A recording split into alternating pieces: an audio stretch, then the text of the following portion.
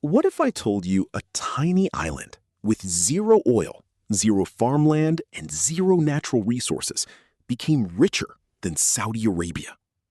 That question sounds impossible, and yet it happened.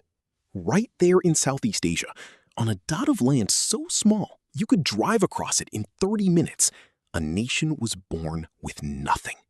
No oil wells, no rivers of natural gas, no fertile fields, no gold. Nothing. Just water around it and humidity above it. The Gulf countries had something most nations can only dream of. They were sitting on oceans of black gold. Oil made them powerful. Oil built their skylines. Oil filled their sovereign wealth funds with hundreds of billions of dollars. And yet, today, Singapore's income per person is higher than the United Arab Emirates, higher than Qatar, higher than Kuwait. It lives longer, ranks higher in education, and runs one of the cleanest governments on the planet. So how did a tiny island with nothing outsmart countries that had everything? That is exactly what we are going to explore today. 10 real reasons why Singapore beat every.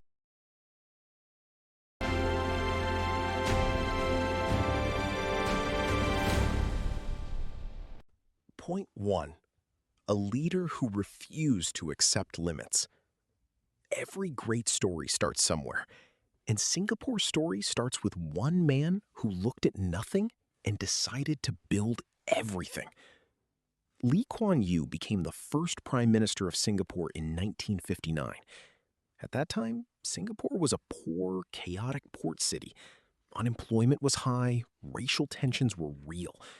And when Singapore was suddenly separated from Malaysia in 1965, Lee stood before the cameras with tears in his eyes. That was not a performance. He genuinely believed his country might not survive. But then something shifted. He made a decision. If Singapore had no resources, then Singapore itself had to become the resource. Lee became obsessed with making Singapore work better than any country on Earth. He studied what worked in other nations and copied what was brilliant. He threw out what was broken.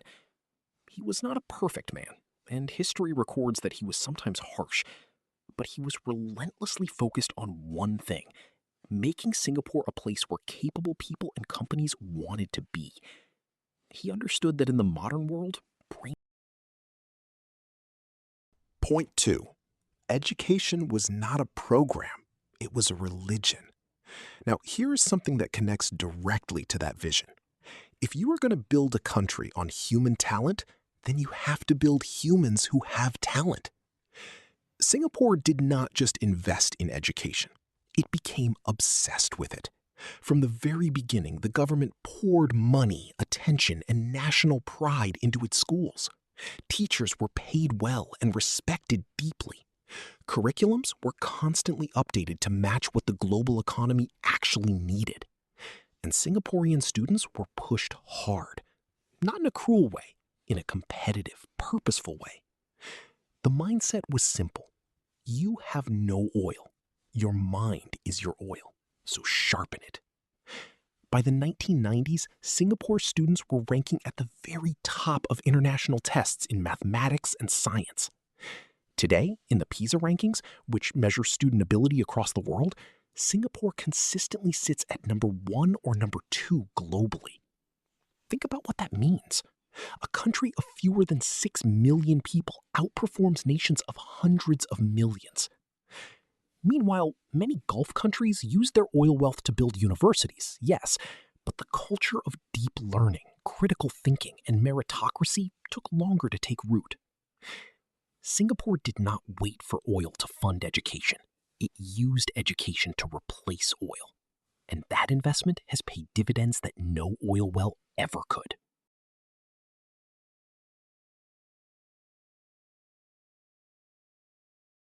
Point 3. They made corruption impossible, not just illegal. Let me tell you something that sounds almost magical. Singapore is one of the least corrupt countries on Earth, and that did not happen by accident.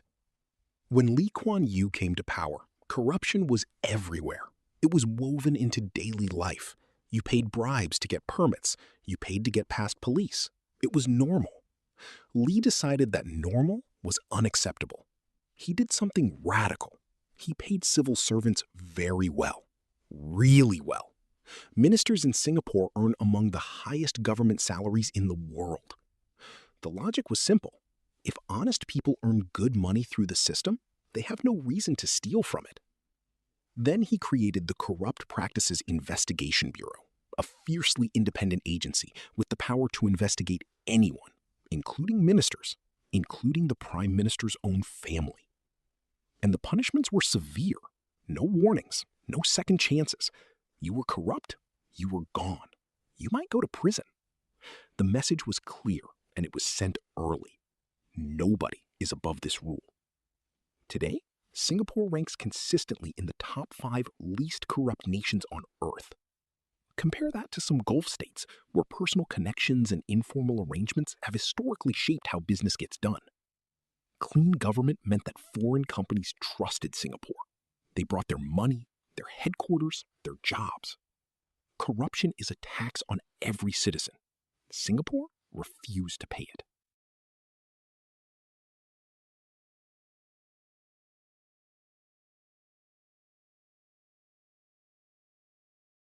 Point 4. Location was a lottery ticket they decided to cash. Now here is something Singapore did not create, but was smart enough to use brilliantly. Its location. Singapore sits right at the tip of the Malay Peninsula, exactly where the Indian Ocean meets the South China Sea. Every ship traveling between Europe, the Middle East, and Asia has to pass close by. That has been true for centuries. But geography alone does not make you rich. You have to build the infrastructure to take advantage of it. Singapore built one of the greatest ports in the world. Today, the Port of Singapore is the second busiest port on Earth by cargo tonnage. Every single day, ships from over 120 countries pass through. The port operates with extraordinary efficiency. Containers are loaded and unloaded faster than almost anywhere else. Global shipping companies choose Singapore because choosing Singapore means things go smoothly, on time, every time. And around the port, an entire ecosystem of trade, finance, logistics, and shipping law grew up. Singapore became the place where deals are made, where cargo is insured, where shipping disputes are settled. The Gulf countries sit on oil trade routes, yes, but Singapore turned its geographic position into a living, breathing engine of commerce that serves the whole planet. Location was the card.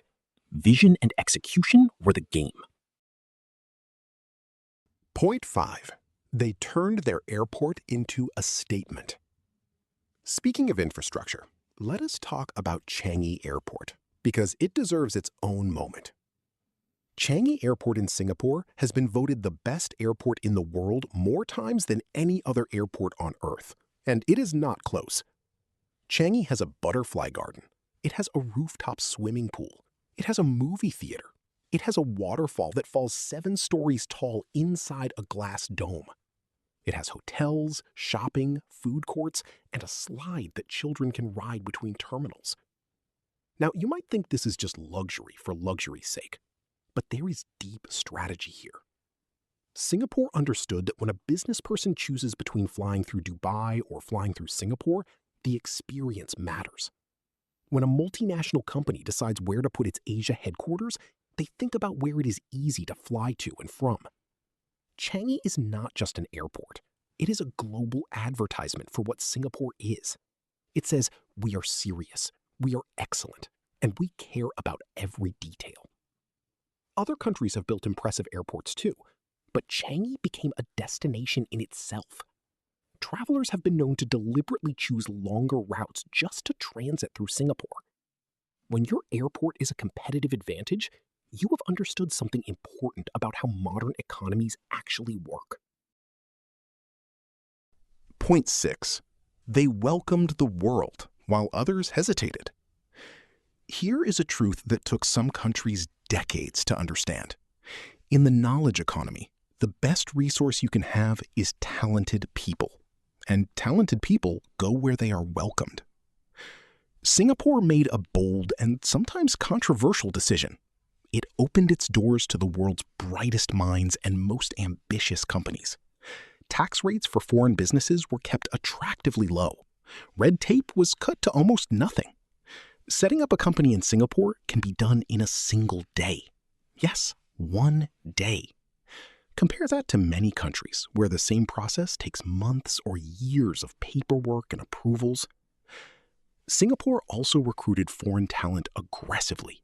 Engineers, financiers, scientists, and entrepreneurs from India, China, America, Europe, and Australia all came. They brought skills, networks, and ideas. They paid taxes, started businesses, and hired local Singaporeans.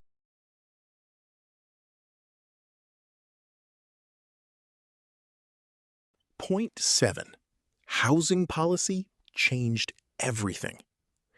Now let us talk about something that most people outside Singapore do not know about. Something that quietly transformed the entire country from the inside. When Singapore became independent, it had a housing crisis. People were living in slums. Overcrowding was serious. Disease was a real threat.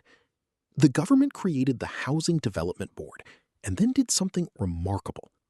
It decided that home ownership would not be a luxury for the rich. It would be a right for the many.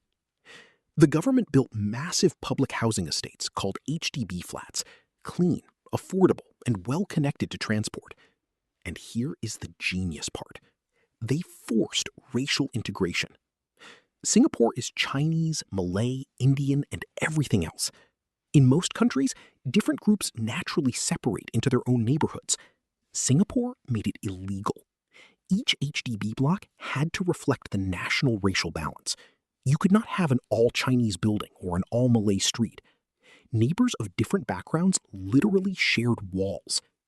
Over decades, this policy reduced racial fear and tension in ways that campaigns and speeches never could. Today, over 80% of Singaporeans live in HDB flats, and most of them own their homes. Home ownership gives people a stake in the country. When you own something, you care for it. Singapore turned housing into a tool for stability, equality, and national identity all at once. That is not oil. That is wisdom.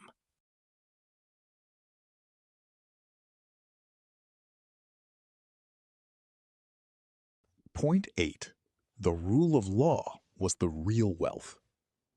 You have probably heard that Singapore has strict laws. Chewing gum was once restricted. Littering comes with heavy fines. Vandalism can be punished with caning. People around the world joke about this. But stop laughing for a moment and look at what those strict laws actually produced.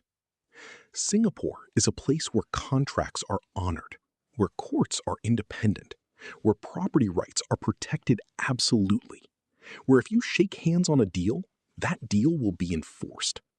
For a business, this is not a small thing. This is everything. Imagine you were a company deciding where to invest $500 million. You want to know that if something goes wrong, you can go to court and get a fair hearing. You want to know your intellectual property will not be stolen. You want to know the rules will not change overnight based on who is friends with whom. Singapore gave the world that certainty. Its legal system is based on British common law, operates with extraordinary independence, and has earned a global reputation for fairness and efficiency. Singapore's courts are now a destination for international arbitration. Companies from two different countries, neither of them Singapore, will write Singapore law into their contracts because they trust it. Rule of law is invisible infrastructure. You cannot see it, but without it, nothing else works. Singapore built invisible infrastructure better than almost anyone.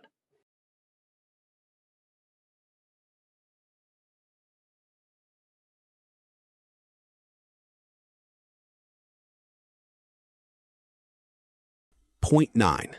They planned for the future, while others spent the present. Here is something that separates great nations from good ones.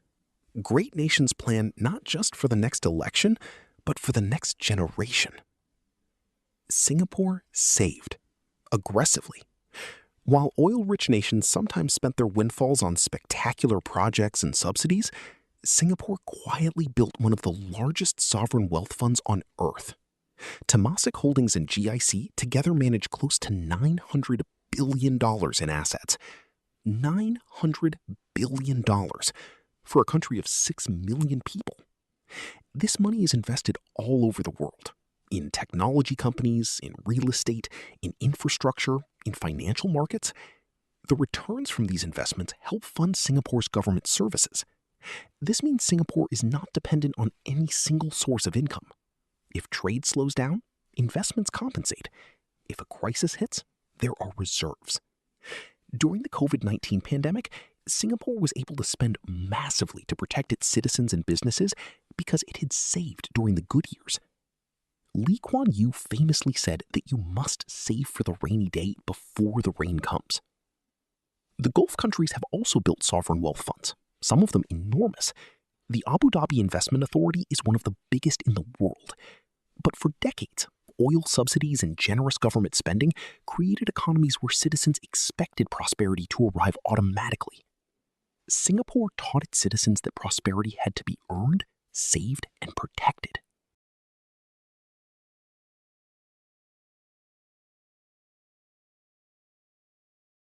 Point 10. They reinvented themselves before they had to. And finally, here is perhaps the most remarkable thing about Singapore. It never got comfortable. Most successful nations reach a certain level of wealth and then slow down. They protect what they have. They resist change. They tell themselves the formula that worked before will keep working. Singapore has never done this. When manufacturing was the engine of growth, Singapore built manufacturing. When finance became king, Singapore built a world-class financial center. When biomedical research became the frontier, Singapore invested billions and recruited the world's top scientists. When the digital economy exploded, Singapore positioned itself as the technology hub of Asia. Today, Singapore is reinventing itself again around artificial intelligence, green energy, and the digital economy of tomorrow. The government literally has a planning agency called the Center for Strategic Futures, whose job is to think about what the world might look like in 30 or 40 years and then prepare Singapore for it. This is not normal.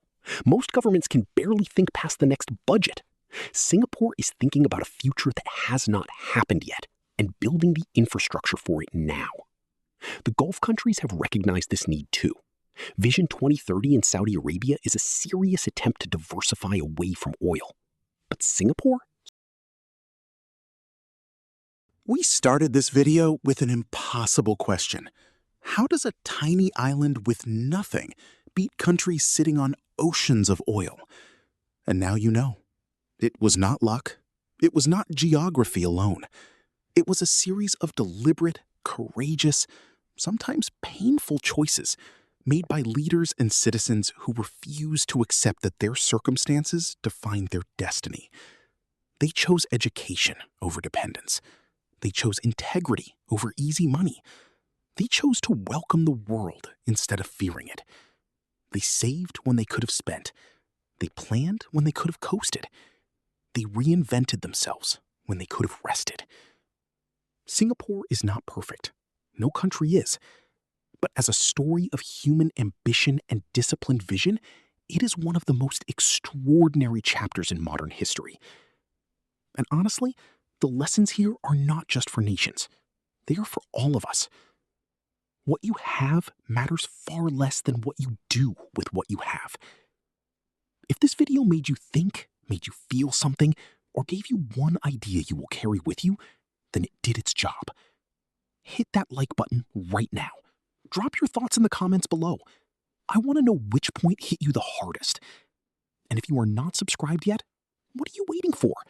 Subscribe and join this community because we tell stories like this every single week. See you in the next one.